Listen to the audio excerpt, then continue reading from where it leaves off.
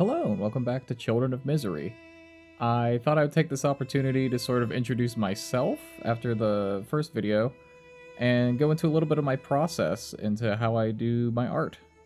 But my name is Jacob. I'm a freelance animator for my day job, and I mainly do 3D motion graphics type stuff, but I also enjoy illustration. That's something I've wanted to come back to for a while.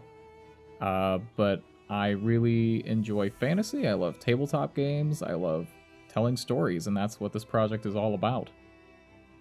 I'm probably not going to do this for every video that I release, but this one took me about 30 hours to make, so I've got a lot of documentation on the process. I recorded the whole thing, so people that want to see the behind the scenes and how I do what I do, this is for you. So starting out, I actually do have a drawn map of Misery, which I'll be making a video about in the future. But I'm using that as a reference and then sort of cutting out a jagged polygon to give myself a base to work with for the land. So now I've got my cutout. I'm just extruding out the sides for this island. I really wanted to work with a 3D reference for this because I knew this piece was going to be large in scale, and I didn't want to work from nothing. I also really enjoy modeling and doing 3D stuff, so this was a good excuse for me to do some of that. Here I am making the ocean. I'm playing around with the ocean modifier, which I actually haven't used that much in Blender. I definitely need more practice at it, but it did its job pretty well, I think. I like the texture that it came out with. Here I'm just playing around with shaders. Now I am taking shapes and sort of putting them around, copying and pasting to make all these little docks. You'll notice everything in Misery has sort of a sad name to it, and that is very intentional. Nothing is finalized yet, but very excited to get into the nitty-gritty of telling you guys about the world. Lots of research over the past couple years on like Gothic architecture and that sort of style. That's been really fun to analyze and get into, but I just want to make some basic shapes here. I'm working on the wall sections. These are the sort of towers. Misery is divided into two areas, basically. There's kind of the inner city and the outer city, which is divided by this wall. You'll notice in the final piece there's a skull in the background. That is the grave of the kind of Titan god of Misery, and where the magic of the city comes from. But this wall is there to protect that resource as they sort of mine the magic out of him, essentially. So here I'm just placing all of these around, kind of figuring out what this looks like. This is the first time I've seen my map that I've drawn in 3D space, which is really interesting. So playing around with like the elevation of all of the different areas was really fun. Trying to figure out where everything lands. And this is not showing absolutely everything that I do. This is still a very edited time lapse, but here I am just mapping out all the roads. Turns out city planning is really hard, but I had a lot of fun designing the kind of flow of everything. This is the Church of Misery. I believe it's called Agony Abbey. Here we have the Melancholy Mountains that I'm sort of shaping and just pulling out with the sculpting tool. Very jagged, very blocky, but it doesn't need to be super detailed for this because everything's going to be drawn from far away anyway. But it's good to get an idea of scale, an idea of where everything will be and what you can see at different points in the city. Here's the skull of the Titan, whose name is Droma. Kind of the source of the dream magic, and also the source of that ever-present storm in the sky. Here we have this kind of crown up top. A while back, Misery used to have a monarchy. This was the palace for that, but it has since been turned into sort of a monastery. So with the 3D done, I have an exporting process where I can basically get different data sets out of my depth in my scene, so that is what I'm doing there. I've got a red, green, and blue channel for different directions.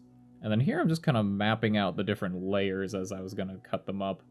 And they're definitely not perfect. There's definitely some open seams that I could have fixed for the final one, but I'm pretty happy with how it turned out in the end.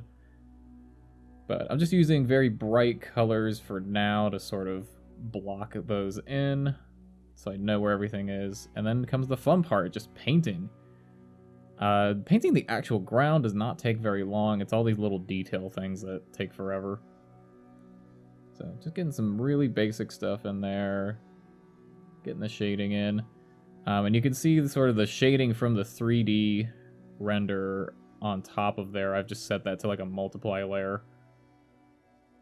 And then here I'm just blending those two layers together. And I just take it layer by layer for this. I could have done like all the blocking on everything and then detail on everything, but I kind of just wanted to take it section by section just because it was such an overwhelming task looking at it.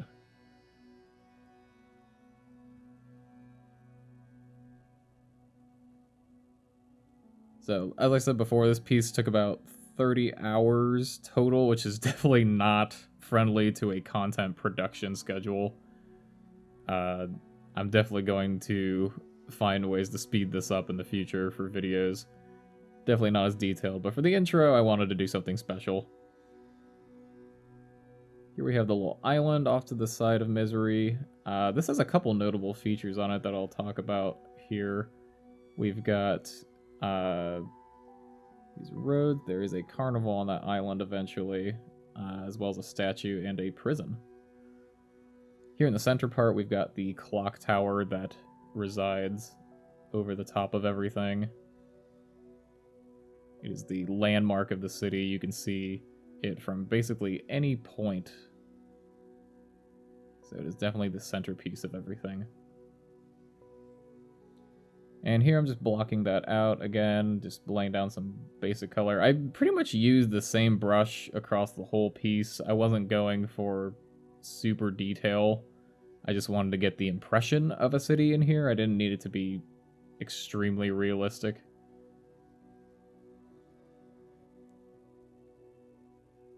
Again, mapping out the roads. Even though you don't really see the roads in the end, these were definitely helpful for plotting out where the buildings are.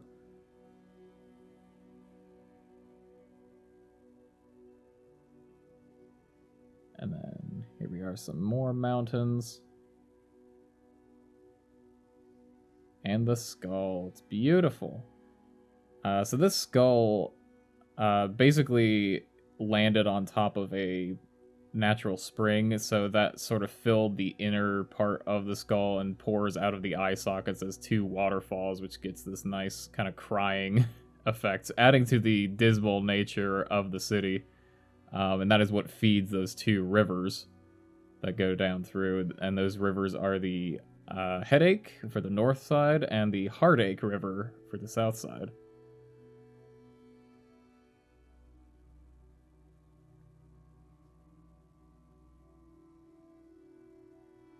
These walls also create sort of a class structure in Misery. There are definitely some inner wall people that think they are better than the rest. Here we've got sort of the fog going over everything, getting that atmospheric perspective, and then adding in the basic shade of the water and the sky. Getting in some extra mountains off to the side. Those were not in the original reference, but I just added them in because I wanted something over there. And now we get to go into all the little details. So this side of Misery actually has a lot more green space than the others. It's definitely under newer development. There's little pockets of forests. That is a school right there. And then we get into some buildings. So the method that I use to make all these buildings is basically on the ground. Since I have the road, I can plot out where all the roofs are and then copy that layer and move it up. And then under the bottom, just kind of paint in the building. So here I go again, lifting those up and then painting underneath. Definitely sped up the workflow. And for all these little custom buildings, these are just landmarks of things in Misery on the map that I have. And I'm just using the lasso tool for those. Super easy. Just lasso and paint, lasso and paint. And then I add just a basic, like, shading on top and lighting. Here we are, some more roofs, getting some different sections. And for the texture of the buildings, just looking at the details of this sort of era, kind of industrial revolutions, lots of old buildings and new buildings stuck together. Definitely Gothic influenced. But some of these recurring patterns, I just kind of gave a vague impression with the brush tool. Some of the arches, some of the windows. All those little things, which from a distance looks really nice. And there's that waterfall.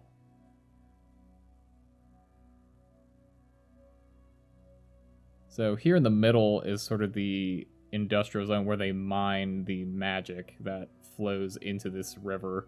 The raw material is called marrow because that's sort of where it seeps out of. It's coming from the bones of this giant. And here that gets refined and then made into magic items, basically forged into the material that those magic items are made of, and then they cast spells into that material.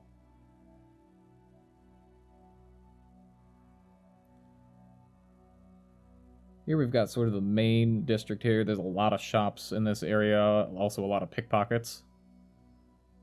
There's also one shop in here that is the only happy place in Misery, called the Candy Bar, and that is where our characters will have sort of their, quote, tavern, since I couldn't have kids going to an actual tavern since they're the main characters, so I needed a space for them to hang out.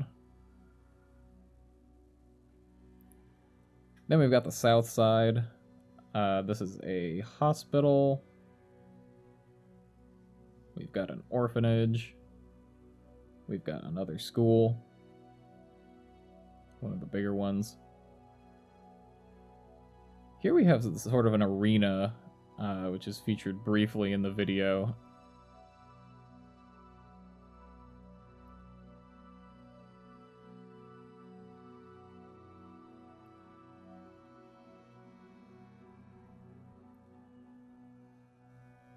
Here we've got the bridges going across the city. More buildings. This is another church. So I've got basically a church in each compass direction of the city in one center. The little dots are sort of meant to imply smaller dwellings. The larger ones more apartment buildings, office buildings, and the like.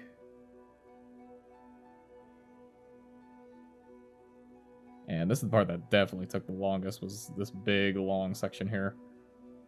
Just because there's so much to fit in there. There's a lot of people that live in this area. And the south side is also sort of the seedier section of the city. Some gangs hang out there. So definitely not the safest place.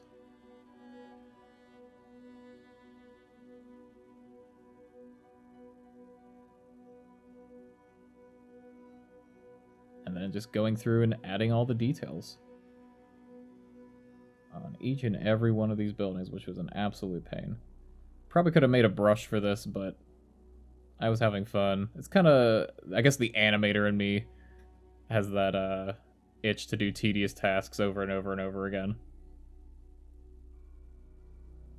Kind of therapeutic.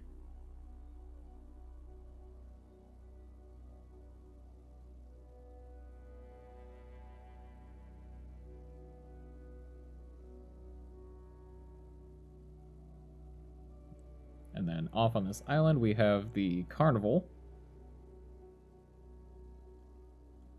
lots of major holidays celebrated over on this side. I wanted sort of a kind of Coney Island type place. We also have a prison on this island, as it serves as sort of an Alcatraz type place for the city. And then a famous statue called the Weeping Woman, which greets all the visitors.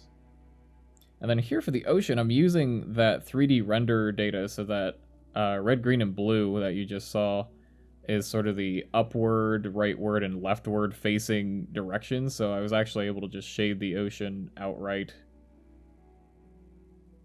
just with those masks. Here I'm adding some foam to the sea and then expanding the sea into the backs just so I have some extra room when it starts moving.